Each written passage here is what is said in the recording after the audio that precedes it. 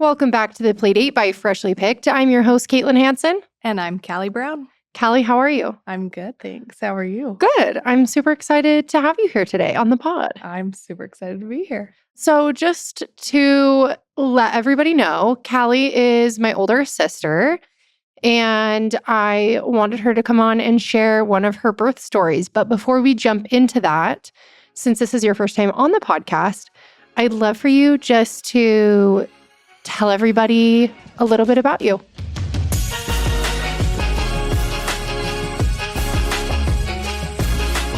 Yeah, so I am a mom of two boys. One is 2 and one is about to be 9 months. I am an educator for phlebotomy, and that's what I do on a daily basis, along with taking care of my boys. And yeah, that's What else? You have chickens. I have chickens. I live out in the boons and we have a lot of land. So we're working on kind of getting our backyard put together and yeah. Love it. Okay, awesome. Well, we're going to have Kallie share her birth story. I asked her on the way over which one she wanted to share, and I believe she's going to share her first. Is that correct? Yes, that is correct. Okay, perfect. So start from the beginning, and not from the beginning, but did you go into labor? Did your water break? Did you get induced? Tell us just a little bit about that and maybe a doctor's appointment leading up into it. Yeah, so I actually got induced. A little bit of background about my first pregnancy. I actually ended up having a blood clot in my brain at about 33 weeks. So I ended up in the emergency room for that. And then from there on out, I was on blood thinners. Real quick though, how did you know that? Yeah, what were signs? Some of the signs were I was just having a really bad headache and then vertigo, and I was just throwing up a lot and I couldn't get my balance. Anytime I laid down and closed my eyes, I was dizzy and the dizziness wasn't going away. And it lasted about 2.5 days before I finally called my doctor and was like, hey, something is going on. I don't know what this is. My headache won't go away. I'm constantly dizzy. And they told me to go to the emergency room right away. So I was terrified, of course. And so we went to the emergency room and then found out that I had a blood clot in my brain. They did an MRI and that was a whole process. But once they figured it out and thought up a treatment plan, I ended up being on blood thinners for the rest of my pregnancy. I had to give myself Lovenox shots twice a day, every day. And then leading up to my birth, about 15 days before I got induced, I had to switch to 3-a-day shots. And it was in my belly, my legs. And then I got induced at 39.5 weeks. And that was always the plan? To get induced? Yes. That was not always the plan. But since you got your blood clot. Yeah, once I got my blood clot, that was definitely the plan. Because they needed to be able to control the amount of bleeding during my birth. So my initial plan was to just do a normal birth, just go into it as soon as I went into labor and kind of figured it out from there. But with the blood clot, it made it a little bit more complicated. So I did have to be induced. They started me at 39.5 weeks and I was at a 0. So 0% dilated, 0% effaced. So they started me at nothing. So my labor took quite a while. They gave me 3 rounds of Cytotec before my cervix started to soften. And then they had to do what's called a Foley bulb. So they put essentially a balloon up in your cervix and try and dilate you. And then they actually had a IV bag hanging from it, put some pressure onto it. Okay. So I was just walking around with a IV bag hanging out of me. And was that painful? Was it painful? It wasn't too painful. I mean, once it started, once they blew it up, I told them when it started to get painful and then they stopped blowing it up. So they kind of took into account my pain tolerance with that. And then it was just mostly uncomfortable, just kind of hanging out there. And that lasted, I would say, a good 15, 16 hours with that in. My whole labor. What time did you go in? I went in at 7 o'clock on Wednesday evening. Okay. And then I had my baby at like 5:30 on Friday morning. Yeah. So I was in labor for about 33 hours. I'm also pretending like I don't know any of the details, but really I know everything. So 33 hours start to finish, and I wasn't progressing super quickly.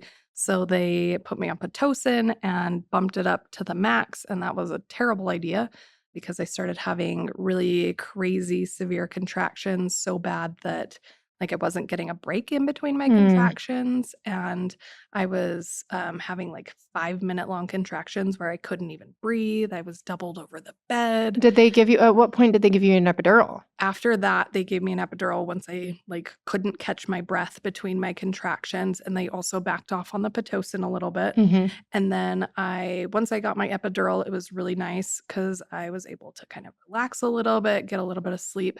Because this was into Thursday afternoon, Thursday evening Yeah. by this time. And then I started progressing. I was changing positions a lot. They had me up on my side with my leg up in the air, and they didn't have a peanut ball for some reason that go around. So I just had my leg in a stirrup. But fun fact about my epidural is it worked really well, especially on one side.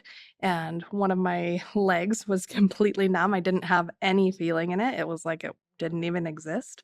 And it kept falling off the stirrups. Oh gosh. And then with my epidural, I also got very itchy.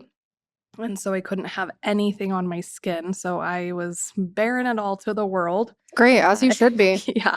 I couldn't have any blankets on me. I couldn't have my gown on. I couldn't have a bra or anything on.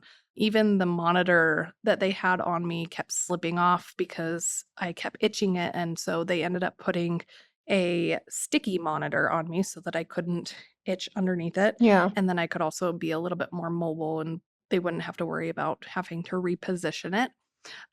So once I really got going, my labor started progressing in the middle of the night, Thursday night, really, really well. And then I pushed for about. Well, at what point did they break your water?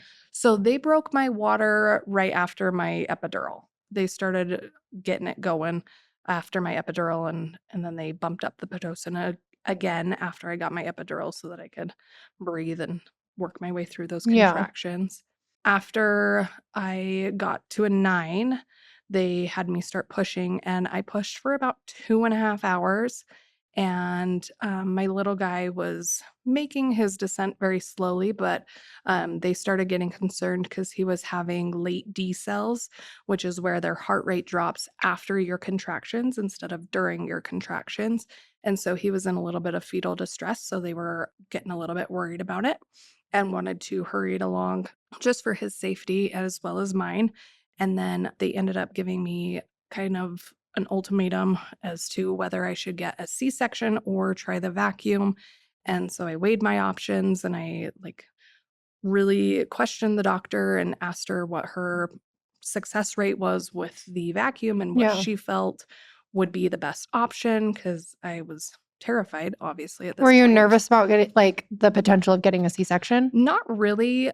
I mean, you have had a C-section before, and I've had a cousin that has had a C-section, so I wasn't too worried about getting a C-section. I mostly was just worried about making sure that my baby was safe. Yeah, that's fair. And I told them, if you don't feel like you are going to be successful with the vacuum, I would like a C-section. Yeah, you'd rather just go to that. And so she said that she can do 3 attempts before they have to go for a C-section. And so I really questioned, what is the probability of having to do 3 attempts? Yeah. And so she really reassured me. She was a great doctor. She wasn't my doctor during my whole pregnancy, but she delivered my baby and did it successfully. So Great. she did the 3 attempts. The vacuum never came off of his head, and that's when the 3 attempts happen, is if the vacuum comes unsuctioned from their heads, then they get 3 attempts to re-adhere it. And she was able to pull with 3 contractions and was able to get him out. Great. He had a crazy cone head. He looked a little bit like an alien. Because of the bruising from the vacuum, they couldn't put a hat or anything on him. He couldn't have a hat on. So he was just a little baby cone head. He was cute. That's okay. That happens. Yeah, and he was super swollen because he had been down in there for quite a while. Yeah. And not coming out. So yeah. Okay. I love it. And how much did he weigh?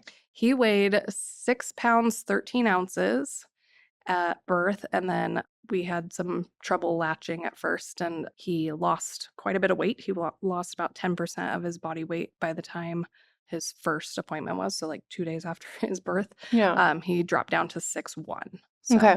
yeah, but we figured it out, and then Yeah. he was just the And then he was a chubby guy. roly-poly baby. I love it. Well, tell us about your recovery. What was that like? Yeah, so my recovery wasn't too bad. Did you tear? I did tear. I tore kind of in a weird place.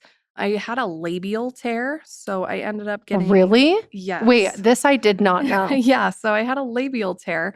So I had stitches on both sides. One side was worse than the other, but that was super painful every time I peed, and Like it just like stung? oh, it was like fire every Gosh. time I peed. And like I had to use the peri bottle, and sometimes I had to use like 2 or 3 peri bottles while I peed just to Like distract? distract, and Yeah. also like I don't know what even the word is, dilute my urine so it Okay. wasn't as painful. Pungent? Yes. So that was a little rough, and then we had just gotten a truck, and it was kind of a taller truck, and it doesn't have running boards. So getting in and out of the truck with that labial tear was Rough. not the best. Yeah. But other than that, I feel like I recovered pretty quickly and pretty easily. Just like the first probably 10 days of sitting on that Yeah. tear was not fun. And then, like I mentioned before, we had some latching trouble. So figuring that out and navigating that. My little guy had the tiniest mouth, and I am very well endowed up top. And Boy, are ya. and he had a little bit of trouble getting that nipple in the mouth. And so we ended up bottle feeding and supplementing and pumping for about the first 3 months. And then he finally figured out the latch. And then I nursed him for 15 months. Love it. So, yeah. Okay, nice. Was there anything that you did differently from your first to your second as far as labor, recovery, I took it a lot. or that you would have just done differently in general? Yeah, so I think I just took my labor altogether with my second one very differently with my first.